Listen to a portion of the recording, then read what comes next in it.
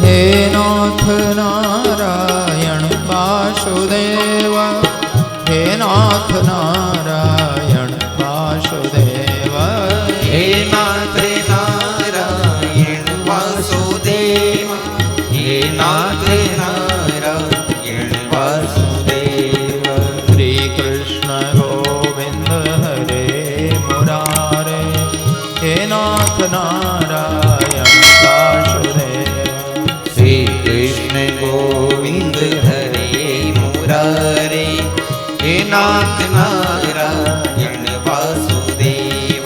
શ્રી કૃષ્ણ ગોવિંદ હરે મુરારે હે નાથ નારાયણ વાસુદેવ. હે કૃષ્ણ ગોવિંદ હરે મુરારે હે નાથ નારાયણ વાસુદેવ. હે નાથ નારાયણ વાસુદેવ. હે નાથ નારાયણ વાસુદેવ.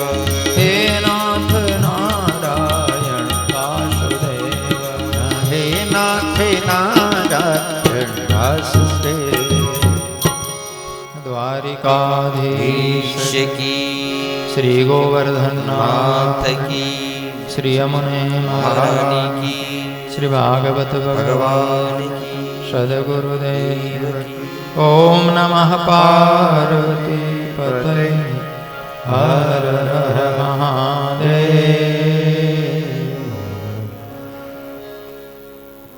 આનંદ કંદ સચ્ચિદાનંદ પરબ્રહ્મ પરમાત્મા ભગવાન શ્રી કૃષ્ણચંદ્રજી અને જગતજનની રાશેશ્વરી શ્રી રાધાજીના ચરણે વંદન કરીએ.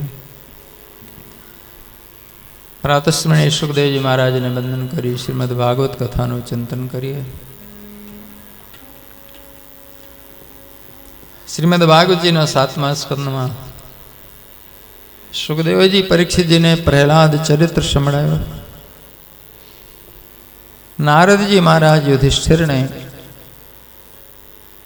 આ પ્રહલાદ ચરિત્ર ભગવાન નરસિંહની લીલા સંભળાવે છે. હિરણ્યકશ્યપુ હું કોઈ રીતે મરું નહીં એના માટે તપ કરેલું અને વરદાનો માંગ્યા હતા કે હું અંદર નહીં ને બહાર નહીં ને જમીનમાં નહીં ને આસમાનમાં નહીં, મનુષ્યથી નહીં, પશુથી નહીં, દેવતાથી નહીં, દાનોથી નહીં. આનાથી ન મરું, તેનાથી ન મરું. જે એમને એવું લાગ્યું કે આ લોકો મને મારી શકે છે અને બધાથી રક્ષણ માંગ્યું અને બ્રહ્માજીએ તથાસ્તુ કહીને વરદાને આપ્યું. હિરણ્યકશ્યપને એવું લાગ્યું કે હવે હું નહીં મરું, પણ મૃત્યુલોકનો અકાટ નિયમ છે મરું, એ હિરણ્યકશ્યપ ભૂલી ગયો. આ દુનિયામાં 80% લોકો કોઈના મારી નાખવાથી નથી મરતા, આપોઆપ વૃદ્ધ થઈને મરે છે, રોગથી મરે છે. મૃત્યુ બહારથી જ આવે છે એવું નથી, મૃત્યુ અંદરથી પણ આવે છે.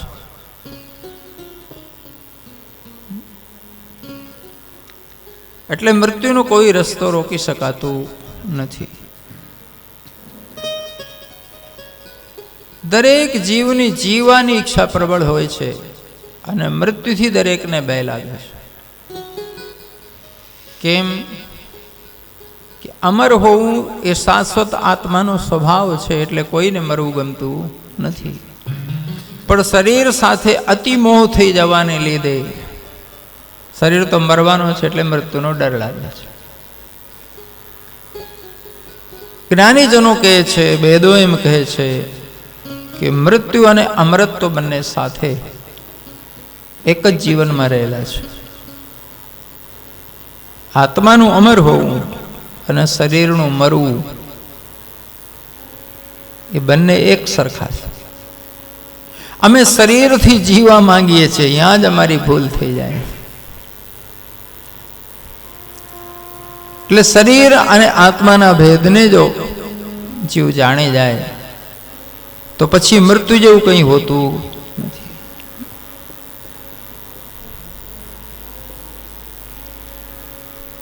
હિરણ્યકશ્યપને ભગવાન ઋષિએ પોતાના નખોથી ફાડી નાખ્યા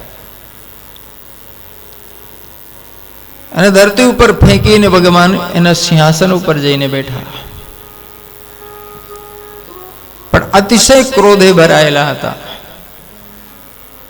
ક્રોધને લીધે ભગવાન જોર જોરથી શ્વાસોશ્વાસ કાઢે ભગવાન શ્વાસ ખેંચે તો સમુદ્રોમાં ભરતી આવે અને શ્વાસ છોડે તો ઓટ આવે. ક્રોધને લીધે ભગવાનની ડાળો આપસમાં ટકરાય તો એ ડાળો ટકરાતા અવાજ થાય, એનાથી ગ્રહો ટકરાય આકાશમાં. અને ગુસ્સાને લીધે ભગવાન ગર્જના કરે, હુંકાર ભરે તો ધરતી બાર બાર ઊંચી નીચી થઈ જાય, ધ્રુજારી આવે. બ્રહ્માજી અને બધા સમગ્ર દેવતાઓ ભયભીત થયા કે જો ક્રોધ શાંત નહીં થાય તો જગતનો પ્રલય થઈ જશે. એટલે દૂરથી બધા હાથ જોડીને ભગવાનને પુકારે છે કે ભગવાન આપ શાંત થાઓ, આપ ક્રોધને શાંત કરો. પણ સુખદેવજી કહે છે ભગવાન સાંભળતા જ નથી. કેમ? એ તો ક્રોધની લીલા કરી રહ્યા હતા. ભગવાન બતાવે છે કે ક્રોધનો સ્વભાવ છે કે આવે છે બહુ સ્પીડથી, પણ પછી સ્પીડથી જાય નહીં. ક્રોધ આવતા કેટલી વાર લાગે?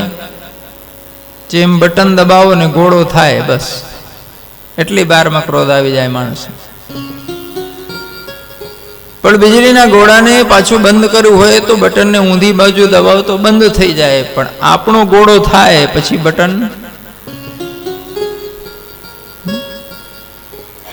આપણી પાસે એવી બટન જ નથી કે ક્રોધનો ગોળો થાય પછી હલવી નાખીએ. ઘણી વાર તો સવારથી ગોળો થયો હોય તો સાંજ સુધી ઓલવાય જ નહીં.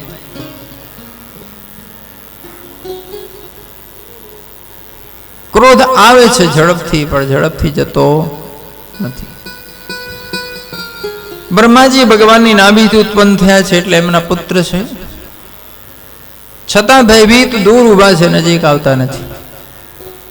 બ્રહ્માજીને થયું કે માતાજીને બોલાવું, લક્ષ્મીજીને, એમનાથી કદાચ માની જશે, મારું નથી સાંભળતા.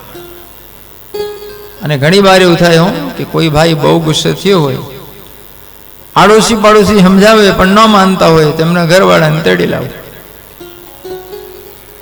એમના ઘરવાળા આવીને બે શબ્દ બોલે એટલે ભાઈ ટાઢો પડે. તો બ્રહ્માજી માતાજીને બૂમ પાડે છે લક્ષ્મીજીને કે માં આપ આવો, અમારું સાંભળતા નથી. લક્ષ્મીજી આવ્યા તો ખરા, ભગવાન સિંહના ડોળા જોયા લાલકુમ, તો લક્ષ્મીજી બીક ને મારે ભાગ્યા કે મારે નથી જવું, મને બીક લાગે છે. બ્રહ્માજી જોયે છે કે પ્રહલાદ ભગવાનના ચરણ પાસે એકદમ નજીક ઊભો છે અને એને બીક નથી લાગતી. તો બ્રહ્માજી બૂમ પાડીને પ્રહલાદને કહે છે બેટા તું જા, તારાથી માની જશે કદાચ ભગવાન, એમનો ક્રોધ શાંત થશે. તો પ્રહલાદ ભગવાનના ચરણે જઈને સાષ્ટાંગ દંડવત કરે છે. પ્રહલાદનું માથું ભગવાનના ચરણે સ્પર્શ્યું, ત્યાં ભગવાને નીચે જોયું, નાનો એવો દીકરો ચરણે આ રોડતો હોય તો વાલો લાગે. ભગવાને બંને હાથે પ્રહલાદને ઉચકીને ખોડામાં લઈ લીધું. છાતી સરસો લઈને ભગવાન પ્રહલાદને ચાટે છે. સુખદેવજી કહે છે મોડું સિંહનું છે ને એટલે ચાટવું જ પડે. માણસ વાલ કરે તો ચૂમે અને પશુ વાલ કરે તો ચાટે. સુખદેવજી કહે છે ભગવાન સિંહ પ્રહલાદને ચાટવા માંડ્યા. જેમ જેમ ચાટે એમ એમ આંખમાંથી આંસુ જરે. આખો ક્રોધ કરુણામાં ફેરવાયો. તો ભગવાન પ્રહલાદને ચાટ ચાટ ખૂબ રડ્યા ચાટી. પણ સુખદેવજી કહે છે એક આશ્ચર્ય મોટું થયું કે ભગવાન રડતા રડતા પ્રહલાદની માફી માંગી. ક્યાં નાનકડો છોકરો અને ક્યાં પરમાત્મા સ્વયં બ્રહ્માંડાધિપતિ અનંત શક્તિ સંપન્ન, પણ પ્રેમ રોડાવી દે, પ્રેમ નાનો બનાવે. પ્રેમમાં નાના બનવામાં આનંદ છે. બાકી કોઈ આપણને નાનું બનાવી દે તો કેવું દુઃખ લાગે. પણ જે બાળક તમને બહુ પ્રિય લાગ્યું હોય ને, અને એ બાળક આવીને ખંભે બે કે ના મારે ખંભે જ બેવું છે, તો ના પાડો. એ માથે ચડી બે તોય વાલો લાગે. આપણે નાના થઈ જઈએ, આપણી છાતીમાં ચડી જાય કે તમે હારી ગયા, હું જીતી ગયો, તો એ ગમે. બાપ ભલે મોટો રાજવી પુરુષ હોય, સમ્રાટ હોય, પણ નાનો બાળક કહે પાપા ઘોડા થાવ, મારે બેવું છે, તો એક સમ્રાટ પણ 4 પગે થઈને પીઠમાં બેહાડી લે. નાનપ ના લાગે, અપમાન ના લાગે, પણ આનંદ થાય. સુખદેવજી મહારાજ કહે છે કે પ્રેમ લક્ષણા ભક્તિમાં તાકાત છે કે ત્રિભુવન પતિ પણ રડે અને માફી માંગી જાય. તો ભગવાન રડતા રડતા પ્રહલાદને કહે છે કે બેટા મને ક્ષમા કરજે. કોઈ દંબપુ કચોય સુકુમાર મે તત કોઈ તાપ્રમત્ત કૃત દારુણયાતનાસ્તે આલોચિતો હિ વિષયોયમ ભૂત પૂર્વમ છંતવ્યમં યદિ મે સમયે વિલંબમ. ભગવાન કહે છે બેટા તારી કોમળ કાયા, તું આટલો નાજુક ને નાનકડો, તારા ઉપર ભયંકર અત્યાચાર કર્યા લોકોએ, મને આવતા બહુ વાર લાગી, તારે બહુ સહન કરવું પડ્યું, દીકરા મને માફ કરી દે. અને ખરેખર પ્રહલાદ ઉપર રાક્ષસોએ કંઈ બાકી નથી મૂક્યો. તો ભગવાનને એટલી બધી કરુણા જાગી કે પ્રહલાદને હૈયે લગાડીને રડતા રડતા માફી માંગી લીધી. સુખદેવજી કહે છે ભગવાન આ શબ્દ બોલ્યા તો પ્રહલાદ રડી પડ્યો કે પ્રભુ આવું શું બોલ્યા, માફી મારે માંગવી છે. આ નશ્વર શરીર એક દિવસ અવશ્ય ચિતામાં સળગીને રાખ થઈ જશે, પણ મારા આ શરીરના રક્ષણ માટે આપને કેટલો ક્રોધ કરવો પડ્યો, આપને મેં કષ્ટ આપ્યું, એટલે પ્રભુ આપ મને ક્ષમા કરો. ભગવાન કહે નહીં બેટા મને મોડું થયું. સુખદેવજી કહે ભક્ત ભગવાનની ક્ષમા માંગે અને ભગવાન ભક્તની ક્ષમા માંગે. દુનિયામાં દરેક વસ્તુ મળે તો વ્યક્તિ મોટો થાય, પણ પ્રેમ મળે તો નાનો થઈ જાય.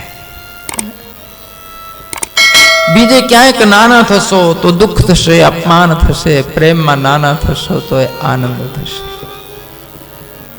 અને અહંકાર ઓગળ્યા વગર કોઈ દી પ્રેમ મળી શકતું નથી, કે આપી શકાતું નથી. પ્રહલાદ ભગવાનની સ્તુતિ કરે છે. બ્રહ્માદય સુરગણા મુનયોથ સિદ્ધા સત્વૈકતાન મતયો વચસામ પ્રવાહે નારાધિતમ પુરગણૈરધુના પિપ્રુ કિમ તોષ્ણમર્હસી સમે હરિરોગ્ર જાતે. મન્ને ધના સ્વજન રૂપ તપોજ તેજ પ્રભાવ બલ પૌરુષ બુદ્ધિ में नाराधनाय भवन्ति परश्यपंस. ભગવાન આપના ઉદરથી ઉત્પન્ન થયેલા આપના પુત્ર બ્રહ્માજી આપથી ડરી ગયા. જગન માતા લક્ષ્મીજી જેમને આપે હૃદયમાં સ્થાન આપેલું છે આપથી ડરી જાય તો હું નાનો બાળક આપને પ્રસન્ન કરી શકું. ક્રોધ તો માત્ર લીલા હતી પ્રભુ આપની, આપ તો કરુણાના સાગર છો, મને ક્ષમા કરો. પ્રહલાદની આ સ્તુતિ સાંભળી નરસિંહ ભગવાનને હસવું આવ્યું તો હસ્યા ખડખડાટ કે છોકરો નાનકડો પણ ડાયો જબરો. તો ભગવાન હસતા હસતા પૂછે છે કે બેટા આ બ્રહ્માજીની બીક લાગી, લક્ષ્મીજીની તને બીક ન લાગી, તું કેમ દોડીને આવ્યો મારી પાસે? તો પ્રહલાદ કહે છે પ્રભુ આપ લીલા કરતા હતા, મને ખબર હતી આપમાં ક્રોધ નથી, એટલે મને બીક ન લાગી. તો ભગવાન પૂછે છે તને બીક નથી લાગતી? ક્યાંય નથી લાગતી? પ્રહલાદ કહે લાગે છે. ક્યાં? તો કે માયાથી, ઇન્દ્રિયોથી. ભગવાન આ માયા બહુ લુભાવણી દેખાય, રૂપાળી લાગે, પણ એવી છેતરીને નરકમાં નાખે અને 84માં ભટકાવે કે જીવ દુઃખી દુઃખી થઈ જાય. ભગવાન માયાથી મારું રક્ષણ કરજો. તો નરસિંહ ભગવાન પાછા હસી પડ્યા કે આ આટલી નાનકડી ઉંમરમાં આટલો જબરજસ્ત વિવેક છે પ્રહલાદને. મારા નરસિંહ રૂપથી ન ડર્યો, આખી દુનિયા ધ્રુજી ગઈ. અને મારો પ્રહલાદ કહે છે ભગવાન મારું રક્ષણ માયાથી કરજો, માયા ભયાવે છે અને આખું જગત માયાની વાહે દોડે છે. માયા બડી મીઠડી લાગે છે, મારું મારું હું મારું. પ્રહલાદ કહે છે આ માયા સંસારના વિષયોને બહુ મીઠડા દેખાડે છે, પણ એમાં જ અંદર ઝેર હોય છે. યન્મૈથુનાદિગ્રહમેદિષ્કમિતુક્ષમ કંડુ એનું કર્યોરુ દુઃખ દુઃખમ. પ્રહલાદ કહે છે સંસારના તમામ વિષયોના ઇન્દ્રિયોના સંયોગના સુખો તો ચામડીના દર્દને ખંજવાળવા જેવો છે, બીજું કંઈ નથી. ઉદાહરણ આપે છે કે સંસારના સુખો એ તો કૂતરું હાડકું ચાવે એના જેવું છે. જબરું ઉદાહરણ આપ્યું છે. ગામડામાં ક્યારેક જાઓ તો જોજો,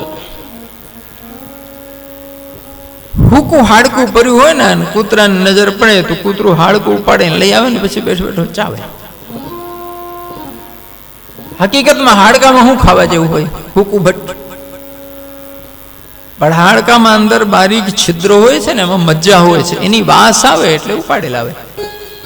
પણ પછી પોતાના દાંતથી જોરથી દબાવે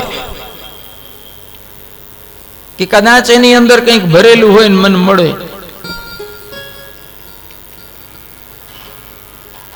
તો કે તો એના મસૂડામાંથી લોહી નીકળી જાય, અને કે તો હાડકાની ધાર વાગે એને જીભમાં કે મસૂડામાં તો એના મોઢાથી લોહી નીકળે. હવે એનું પોતાનું જ લોહી એના જીભમાં આવે તો લોહીનો સ્વાદ મળે તો હાડકામાં તો કઈ નથી, પણ હાડકાને ચાવતા પોતાનું જ લોહીનું સ્વાદ જીભ મળે એટલે કૂતરાને થાય કે હા રસ નીકળ્યો. તો થોડી વાર સુધી કડાકડ વાંચ કરે ને ચાવે, પણ જ્યાં એને દુખાવો થાય મોઢામાં મસૂડામાં ત્યાં મૂકીને જતો રહે. પણ તોય એ મૂર્ખને ખબર ના પડે કે આ લોહીનો હવાદ એ મારું પોતાનું લોહી હતું, એમાંથી નથી નીકળ્યું. ફરી જયારે બીજા દિવસે ત્રીજો એને ઘાવરું જઈ જાય ને દુખતું બંધ થઈ જાય એટલે પાછો આવીને હાડકાને ચાલે.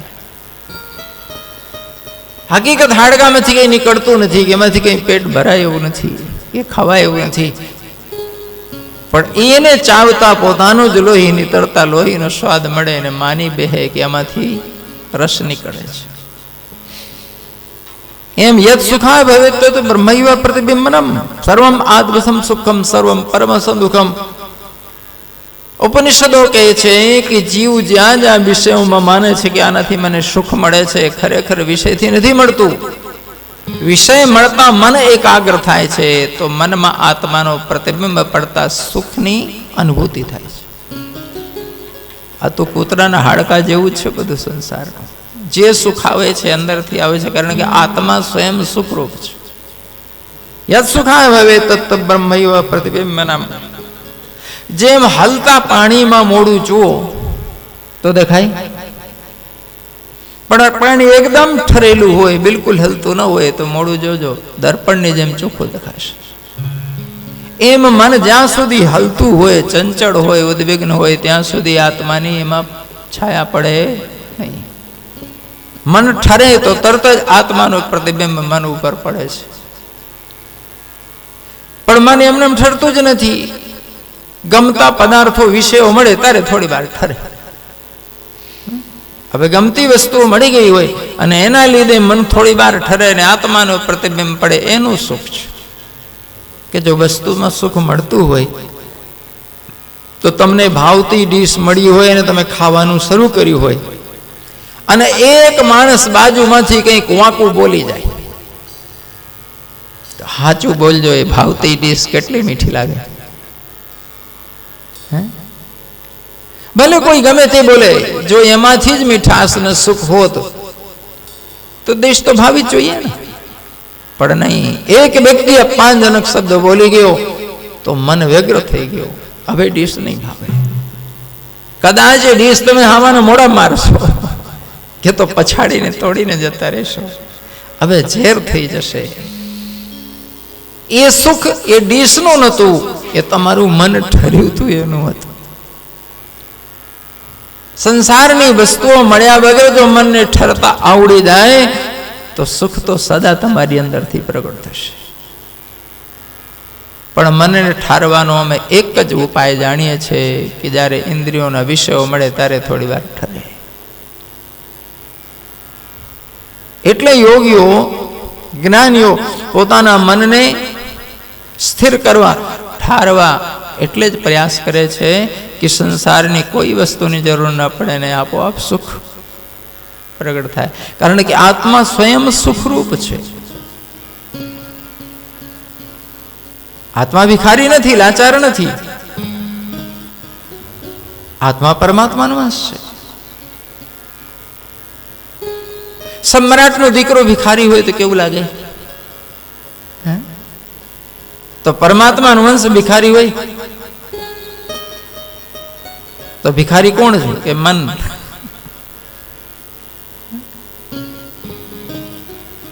અમે અમારા આત્માને જાણ્યા જ નથી. અમે મન બુદ્ધિથી જીવીએ છીએ અને મન બુદ્ધિ સદા કાળથી ભિખારી રહ્યા છે. કેમ? એ સંસાર સાથે તાદાત્મ્ય જોડી બેઠા છે અને એમનામાં સંસ્કાર પડી ગયા છે વિષય વાસનાના, એટલે સતત ભીખ માંગ્યા કરે છે. અને ભિખારી કદી તૃપ્ત થાય નહીં. આખી જિંદગી સવારથી સાંજ સુધી માંગ માંગ કરે અને રોજ સેંકડો માણસો પાસેથી કંઈક ને કંઈક મળે કટકા. પણ ભિખારી ગમે એટલા પૈસા ભેગા કરી લે તો એ સમ્રાટ થાય ખરું? તમે એમ ના માનતા કે ભિખારી પાસે પૈસા નથી હોતા?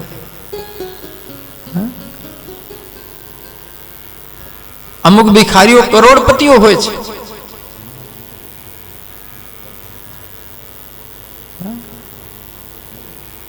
મુંબઈમાં દાદરના સિદ્ધ વિનાયક, મુંબાદેવી ને મહાલક્ષ્મી ને હાજી અલી જે ધાર્મિક જગ્યાઓ છે બહુ પ્રખ્યાત છે. ત્યાં મંદિરની સામે લુગડું પાથરીને બેસવા માટે એક એક ભિખારીને 10-10, 15-15 લાખ, 20-20 લાખ રૂપિયા ગુંડાઓને આપવું પડે છે. તારે બેવા દે છે. કેટલું? આ મજાક નથી કરતો, હકીકત કહું છું. હવે જે ભિખારી વર્ષના 20 લાખ રૂપિયા ચૂકવતો હોય તો હું માનું છું 50 લાખ નહીં કમાતો હોય?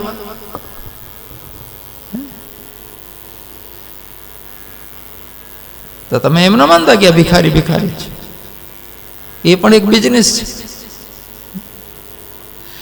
દુનિયાનો સૌથી મોટો ધનપતિ એન્ડ્રુ કાર્નેગીની એક વાર્તા એવી છે કે એક ભિખારી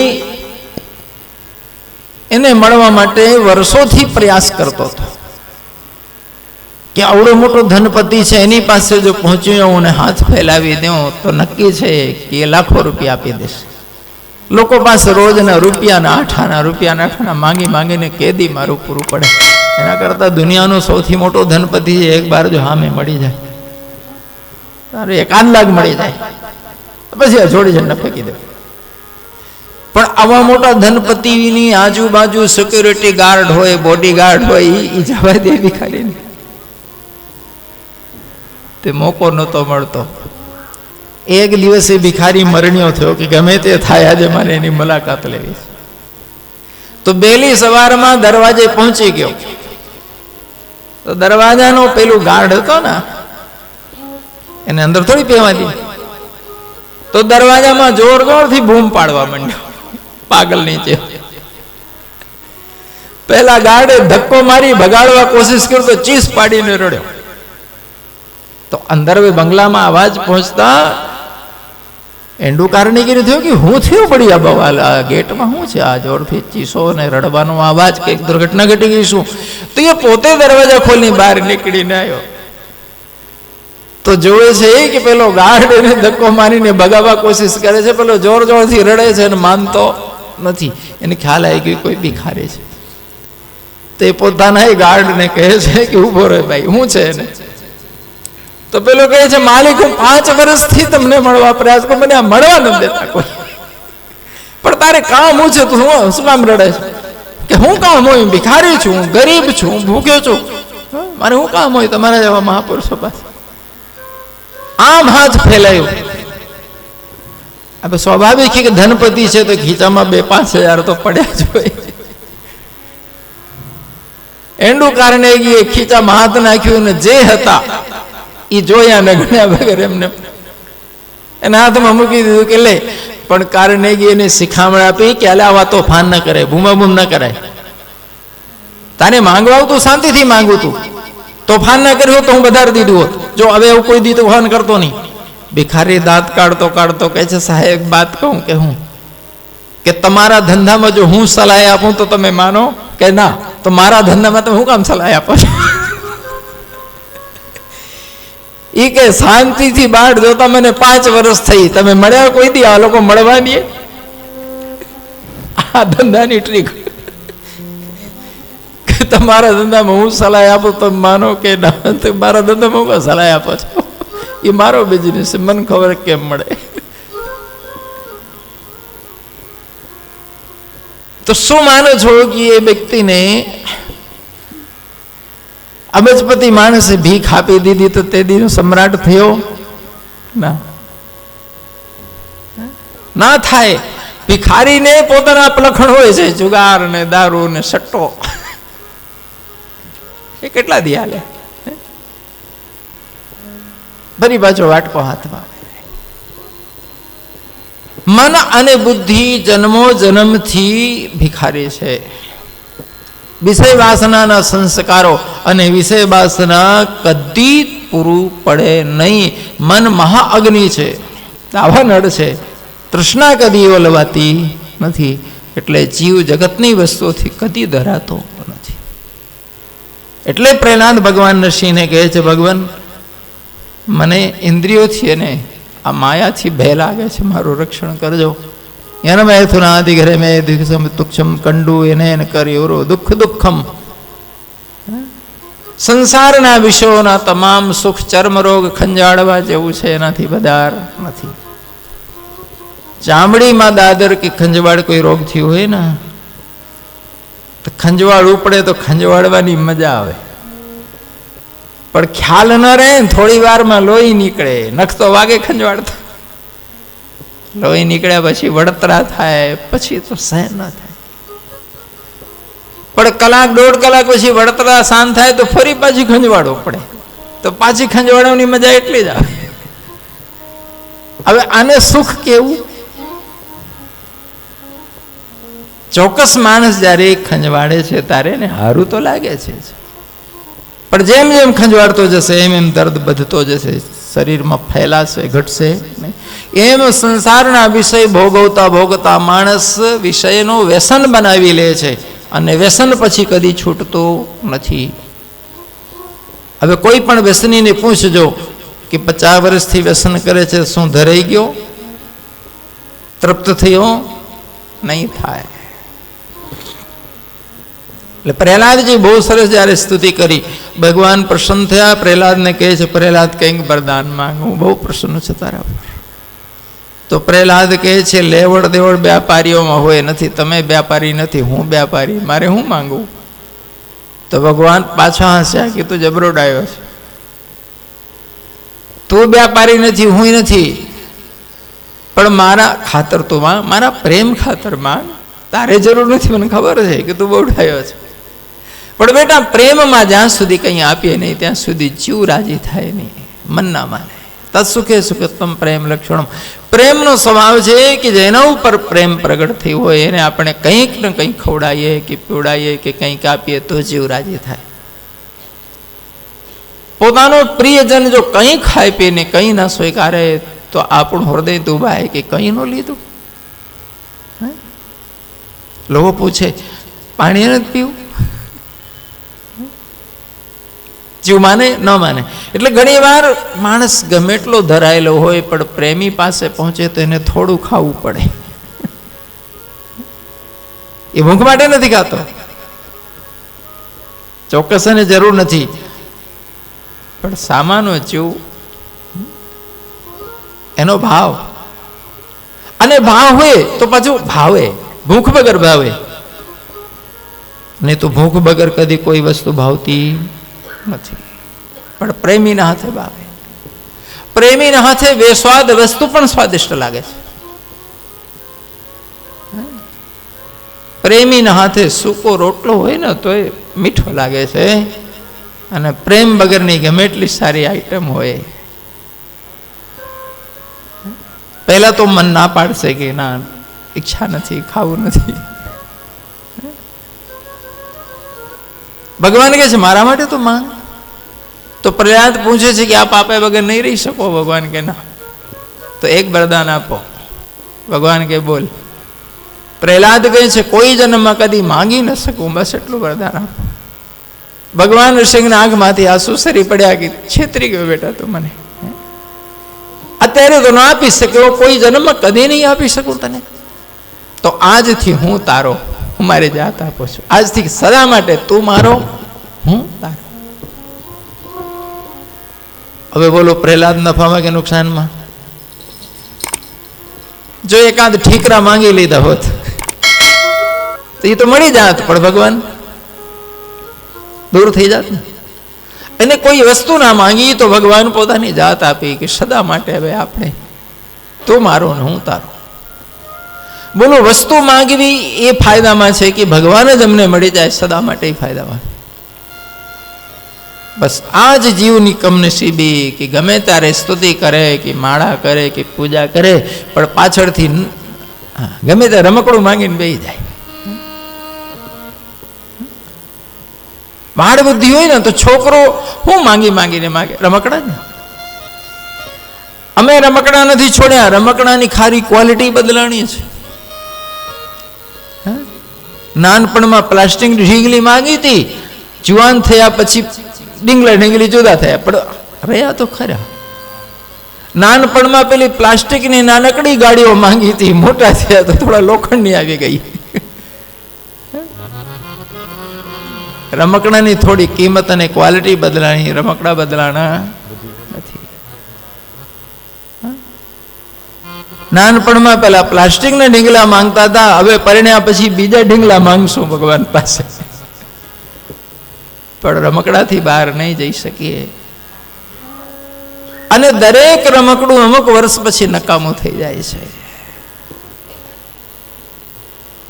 માણસને અનુભવ હશે કે કોઈ પણ રમકડું થોડા દિવસ જ કામ લાગે છે. પ્રહલાદજી ભગવાન પાસે કંઈ માંગ્યું નહીં, તો ભગવાને પોતાની જાત આપી. અહીં સુખદેવજી કહે છે પરીક્ષિત ભાગ્યશાળી છે એવા ભક્તો કે જે ભગવાન પાસે કદી કોઈ કામના કરતા નથી. નક્કી છે કે ભક્તિની શરૂઆતમાં હજી અમારામાં કામના રહેશે, માંગણી રહેશે, વાંધો નહીં, પણ ધીમે ધીમે હૃદયને નિષ્કામ કરી માત્ર પ્રેમ માટે પ્રેમ કરજો. સુખદેવજીને આગ્રહ કે શરૂઆતમાં તો મારી ટેવ પડી છે તો ન છૂટે ને. એટલે 4 પ્રકારના ભક્તો ગીતામાં ભગવાન સ્વીકારે છે. આર્તો, જિજ્ઞાસુ, અર્ધાર્થી, જ્ઞાની. ઘણા લોકો દુઃખી થાય એટલે ભગવાનને યાદ કરે. ઘણા લોકોને કંઈ ખૂટતું હોય એટલે મંદિરે દોડ દોડ કરતા હોય, પણ ભગવાન કે મારા ભક્ત છો. ઉદારા સર્વે એ વૈતે, ભગવાન કે ઉદાર લોકો છે. અરે કંઈ જોઈતું હોય તો મારી પાસે આવે છે. છોકરો ડાયો છે ને, ઘણા લોકો ચોરી ચમારી બેઈમાની કરે ને પૈસો ભેગું કરી લે છે, પણ આ મારો છે, હું રાજી છું, એ મારો ભક્ત છે. કેમ? એ ખોટું કરીને પૈસો મેળવા જતો નથી, મારી પાસે માંગવા છે. સાચું બોલો, તમારો છોકરો તમારી પાસે પૈસો માંગ માંગ કરે, એક એનો રસ્તો. અને બીજો રસ્તો કે તમારી નજર બચાવીને તમારા પર્સમાંથી ઉડાડતો થાય રોજ થોડા થોડા. બોલો શું ગમશે તમને? ના, પર્સમાં હાથ મારતો થાય સારું નહીં, એને કરતા માંગીને લઈ જાય સારું. તો ભગવાન કહે છે આ મારા ભક્ત છે, ઉદાર છે, ખોટા રસ્તા અપનાવતા નથી. ને દુનિયાના ઘણા લોકો ભગવાન આમે નથી જતા, પોતાની રીતે રસ્તો કરવા માંડે છે. એક જિજ્ઞાસુ ભક્ત છે કે જેને મારા માટે જિજ્ઞાસા જાગી છે, એને કંઈક જાણવું છે જગતનું, જીવનનું, પરમાત્માનું રહસ્ય, એટલે આવે છે. અને એક જ્ઞાની છે કે જેને મને જાણી લીધું છે ને પ્રેમ કરવા આવે છે. તેસામ જ્ઞાની નિક્તુક્તા એક ભક્તર વિશેષ. એટલે ભગવાન ગોલ્ડ મેડલ જ્ઞાનીને આપ્યો, પણ બીજા બધા રમતવીર ન હોય તો ગોલ્ડ મેડલ વાળાની કદર હું? 5-10 ને હરાવીને ગયો હોય તો ગોલ્ડ મેડલ ની મજા, પણ કોઈ આવ્યું જ ન હોય હરીફાઈમાં તો ગોલ્ડ મેડલ ખોટો પડે.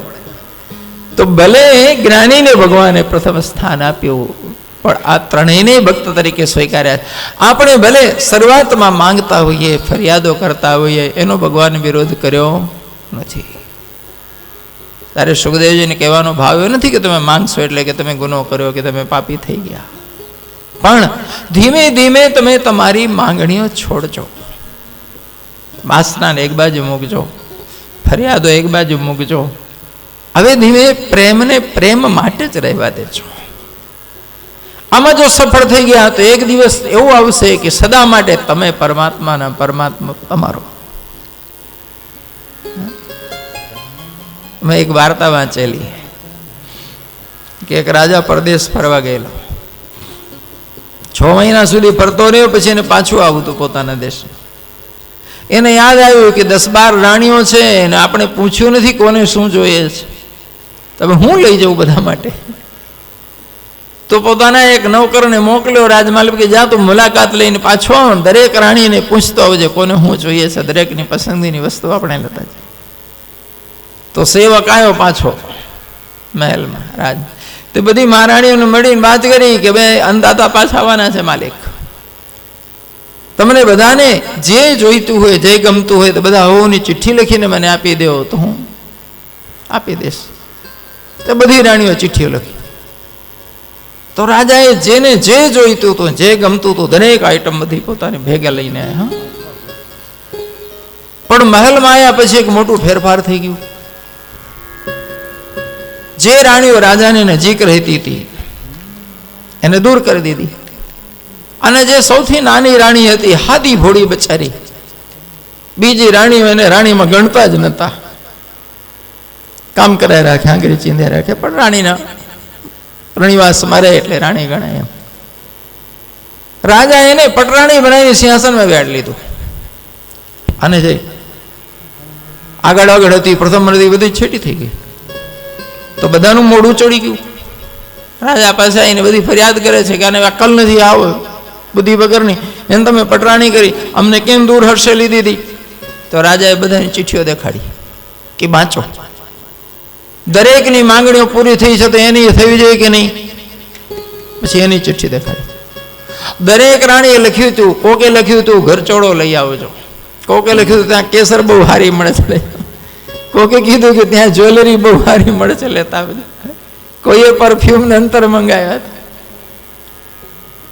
સૌથી નાની રાણી હતી જેની ગણતરી નથી આજ સુધી, એને લખ્યું હતું કે ઘણા દિવસ થાય આપના દર્શન નથી, આપ પધારો, મારે આપ સિવાય બીજું કંઈ જોઈતું નથી. રાજા કહે છે આજે ખબર પડી કે મને સાચો હેત તો આ કરે છે. લેવો હવે બધાને મળ્યું કે નહીં, કે હા. તો આને મળવું જોઈએ કે નહીં, તો મોડું ઓડું થઈ ગયું કે આરી ચિઠ્ઠી લખીને ભૂલ કરી. હવે તમને કહું છું, હાથમાં દિવસે ચિઠ્ઠી લખી હોય તો લખી રાખજો, હા હું ભગવાનને પહોંચાડી દઈશ. પણ જોજો હો, ઘરચોડો મળી જશે ને ધણી ચેટો થઈ જાય. વસ્તુ મળી જાય ને દુનિયાનો માલિક દૂર થઈ જાય, એના જેવું ઘાટ. ભગવાને પ્રહલાદનું રાજ તિલક કર્યું, સિંહાસનમાં બેસાડી. પ્રહલાદ સિંહાસનથી ઉતરીને ભગવાનને પગે લાગતા ફરી રડ્યા અને ભગવાનને વિનંતી કરી કે ભગવાન, મારા પિતા નાસ્તિક હતા અને આપે ક્રોધમાં એને એમને માર્યા છો, પણ પુત્ર તરીકે મારી વિનંતી છે, મારા પિતાશ્રીની અવગતિ ન થાવ એવી કૃપા કરજો. ભગવાન શ્રીને બહુ નવાઈ લાગી કે જય હિરણ્યકશ્યપે અને કોઈ કસર નથી મૂકી મારી નાખવામાં.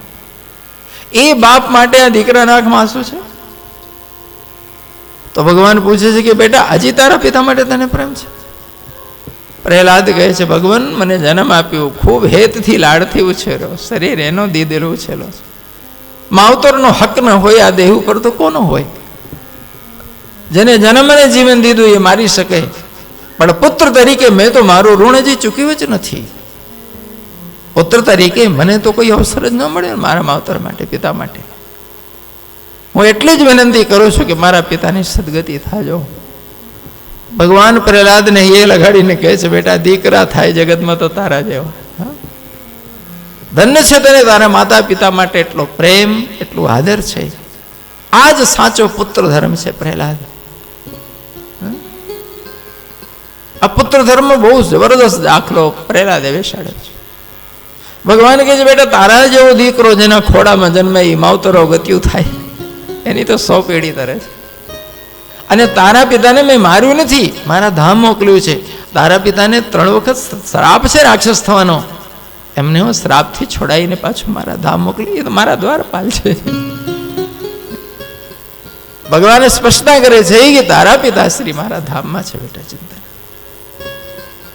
તારા જેવા દીકરાઓ જન્મે અને એમના માવતર એમના વડીલો નરકે જાય, અધોગતિએ જાય. પરમ પવિત્રમ જનની કથાર્થા.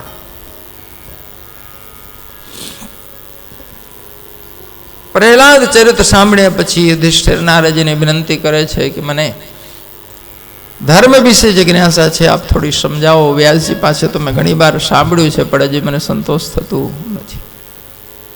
8 અધ્યાયોમાં ધર્મનું નિરૂપણ કરવામાં આવ્યું છે.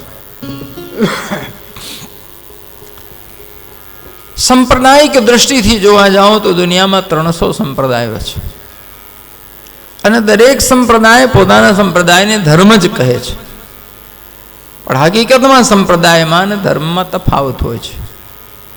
સંપ્રદાય એટલે સંગઠન, એક સરખી વિચારધારાના લોકો, એક સરખા આચરણ કરતા લોકોનું સંગઠન એટલે સંપ્રદાય. એક સરખા યુનિફોર્મમાં હોય એ લોકોનો સમૂહ એટલે સંપ્રદાય. ધર્મ હંમેશા વ્યક્તિનો પોતાનો નિજ સ્વભાવ હોય છે, એના નિજ ગુણો હોય છે. પોતાના ગુણને જ ધર્મ કહેવામાં આવે છે. મૂળ ગુણ સાથે મેળ ન ખાય તો એ વ્યક્તિનો ધર્મ હોઈ શકે નહીં. ધર્મ આચરણ કરવાથી માનવીમાં માનવતા ખીલે છે, અને આખી દુનિયાનો માનવી એકબીજા માટે હિતકારક હોય. જો ધાર્મિક હોય તો સંપ્રદાયિક હોવાથી એકબીજાનું ભલું કરશે એનો કદી ભરોસો ન કરતા. સંપ્રદાયિક લોકો તો એકબીજાની ચર્ચા ચર્ચીને ઈર્ષ્યા કરીને લડી મરે છે, લડાવે છે. પણ ધર્મની વિચારધારા માનવતાની સુવાસ ફેલાવે છે, એમાં ઈર્ષ્યા અને પારકુપણું આવતું જ નથી.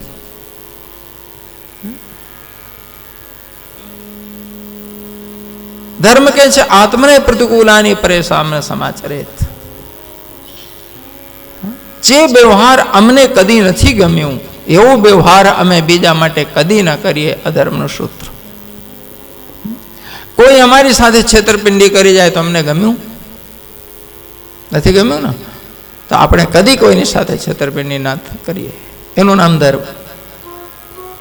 કોઈ આપણી સામે જૂઠું બોલે તો ગમે છે, નથી ગમતું ને તો આપણે કોઈની સામે કદી જૂઠું ન બોલીએ. આપણું કોઈ અપમાન કરે તો ગમ્યું નથી, ગમે ને તો જોજો કોઈ પણ માનવીનું આપણે કદી અપમાન કરવા ન વિચારીએ. જે આચરણ અમને અનુકૂળ છે ને એવા આચરણ સદા બીજા પ્રત્યે આચરવા. અયમ મમ પરો બેતી ગણના લક્ષેત સા ઉદાર ચેતાનામ તો સદૈવ કુટુંબકમ. વ્યાસજી મહારાજ કહે છે મારું ને તારું કરીને લડાવનાર લોકો ક્ષુદ્ર બુદ્ધિ છે, ધાર્મિક નથી, નેરો માઇન્ડ છે. ઉદાર ચરિત વ્યક્તિ માટે, ધાર્મિક વ્યક્તિ માટે વસુધૈવ કુટુંબકમ, આખી ધરતીનો માનવી એક બાપની સંતાન છે, આખું એક પરિવાર છે. જો મુસલમાનો ને ઈસાઈઓ ને યહૂદીઓ પણ એ જ કહે છે કે આખી દુનિયાનો માનવી એક બાપની અવલાદ છે. બાબા આદમ અને ઈવથી જન્મ્યા છે બધા.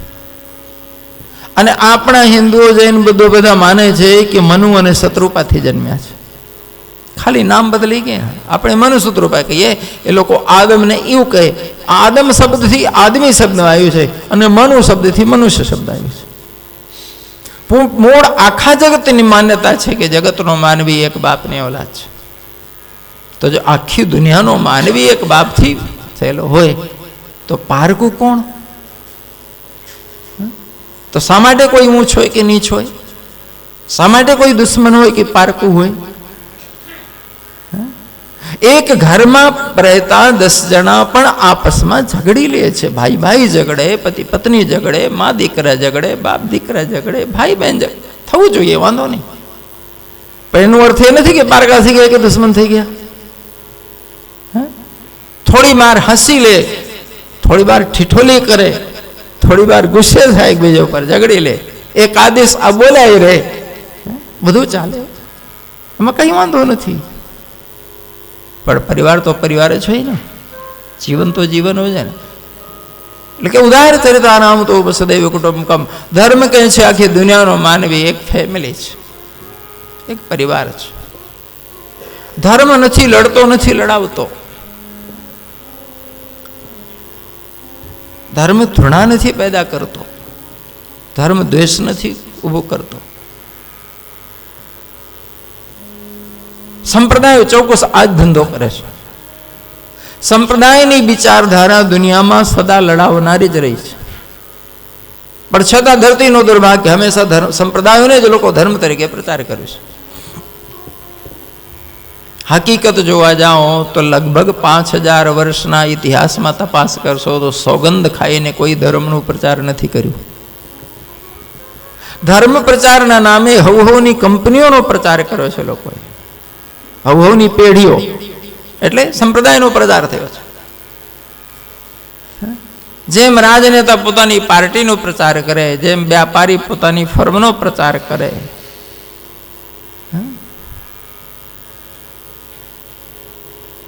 એમ લોકો પોતાના સંપ્રદાયનો પ્રચાર કરે છે. બધાને ગ્રાહક જ જોઈએ છે. લોકોના પોતાના ચરિત્ર વિચાર સાથે લેવા દેવા નથી. આપણે તો ગ્રાહક જ ભેગા થવા જોઈએ બસ. અને જેમ જાજા ગ્રાહક એમ પાવર, એમ આવક. તો ધરતીના ઇતિહાસને જોશો તો લગભગ 5000 વર્ષમાં ધરતીમાં સોગંદ ખાઈને કોઈ પણ વ્યક્તિ ધર્મ પ્રચાર કરનારો પેદા થયો નથી. જેટલા નીકળ્યા છે બધા કંપની પ્રચારવાળા. અને અતિશય પ્રચાર કરવામાં આવે તો મગજમાં એ ભરાઈ જાય છે, પછી નીકળતું નથી. મગજ પણ ટેપ રેકોર્ડર જેવું છે, વિડીયો રેકોર્ડર જેવું છે. કોઈ પણ વાત જો 100 વખત મગજમાં ભરી બોલવામાં આવે ને, નાખવામાં આવે તો માણસ પકડી લે, સાચું માની લે છે. મનોવૈજ્ઞાનિકો કહે છે કે અમે એટલી જૂઠ વાત હોય પણ 100 જણા જો તમને વારાફરતી કહેનારા મળ્યા કે આ વાત સાચી છે, આ વાત તમે સાચી માની લેશો. અને ગમે એટલી સાચી વાત હોય, જો 100-150 જણા એક પછી એક તમને એમ કહી જાય કે આ ખોટું છે, આ ખોટું છે, તમે ખોટું માની લો. આ મનની નબળાઈઓ. અત્યારની વાત કરું તો કોલગેટ વાળાએ એટલું જબરજસ્ત પ્રચાર કર્યું, લોકો ટૂથપેસ્ટ કહેવાનું ભૂલી ગયા. હારા ભણેલા હાઈ એજ્યુકેટેડ લોકો પર દુકાનમાં જઈને સંમોહિતની જેમ, મૂઢની જેમ કહે છે કોલગેટ આપો. પૂછતા જ નથી કે ટૂથપેસ્ટમાં કઈ હારી છે, કોની શું કિંમત છે. કારણ કે બાથરૂમ કરવા જાઓ તો કોલગેટ દેખાય, લેટ્રિન જાઓ તો કોલગેટ દેખાય, ટ્રેનમાં બેહો તો કોલગેટ દેખાય, બસ સ્ટેશન જાઓ તો કોલગેટ, ટીવી ખોલો તો કોલગેટ. ઘૂસી ગયું અંદર. મેં હારા બુદ્ધિમાનોને જોયા. મેં પૂછ્યું 1-2 જણને કે આ સારામાં સારી આવે છે, તો પછી એને યાદ આવ્યું કે એ કંઈ ખબર નથી સારી આવે છે કે નહીં. તમે કેમ ભટલાઈને કોલગેટ માંગી? પૂછો તો ખરા બીજી ક્વોલિટી સારી આવે છે ને કરતા. કે સારું મગજમાં એ છે. આખી દુનિયામાં એમ પ્રચાર કરે છે લોકો. ઘણા લોકો બહુ ફિલોસોફી હારે કરે કે અમે તો મારા ભગવાનનો પ્રચાર કરીએ છીએ. મેં કહું ભગવાનનો પ્રચાર કરવાની જરૂર ખરી?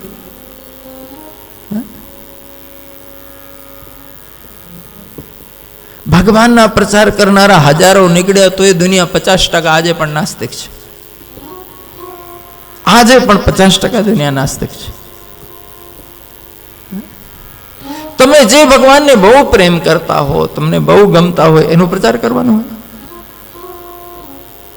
એનું માર્કેટ કરવાનું હોય. આ ખરેખર પ્રેમ કહેવાય? હું પૂછું છું, તમને ભગવાન બહુ ગમી ગયા, તમને ભગવાન બહુ વાલા લાગ્યા, તો તમે એને હોર્ડિંગ લગાવ્યા, તમે ટીવીમાં, રેડિયો અને પેપરમાં છાવવા માંડ્યા, તો તમને તમારી પત્ની બહુ પ્રિય લાગી, તો એને હોર્ડિંગ લગાવ્યા, એને એડ દીધું. તમારો છોકરો બહુ વાલો લાગ્યો તો બજારમાં મૂક્યું કે આ બહુ રૂપાળો બહુ વાલો છે, તમે બધા વાલ કરો. સાચો પ્રેમ હોય એના હોર્ડિંગ અને માર્કેટિંગ ન હોય. 2 પ્રેમી વચ્ચે ત્રીજો ડોક્યો કરે તો એ ઝેર લાગે, યાદ રાખજો. જો સાચો પ્રેમ હોય તો. ભક્ત માર્કેટિંગ ન કરે, અને જે માર્કેટિંગ કરે ભક્ત ન હોય, વ્યાપારી હોય. જેટલો માલ વેચાય એટલો ફાયદામાં. અને માનવી એવો વ્યાપારી છે કે દુનિયામાં દરેક વસ્તુનો વ્યાપાર કરી નાખે છે.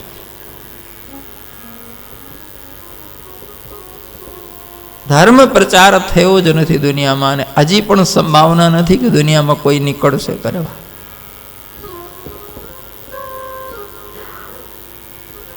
સત્ય ધર્મ છે, સત્ય કોઈ સંપ્રદાય નથી. દુનિયાના દરેક દેશ અને દરેક જ્ઞાતિના માણસોને ઓનેસ્ટીની જરૂર છે, પ્રમાણિકતાની જરૂર છે. તપ એ ધર્મ છે, ફરજ નિષ્ઠા, કર્મ, એક્ટિવિટી ધર્મ છે. દુનિયામાં દરેકને જરૂર છે. એમાં ક્યાં ટોળા બનાવવાની જરૂર છે, એમાં માર્કા મારવાની જરૂર છે, લાલ પીલા કાળા. સત્યમાં ક્યાં લાલ પીલા કાળા માર્કા મારવાની જરૂર છે? ઓનેસ્ટી તો ઓનેસ્ટી હોય ભાઈ, કાળા લુગડા પહેરતા હોય કે ધોળા પહેરતા હોય, શું ફેર પડે છે?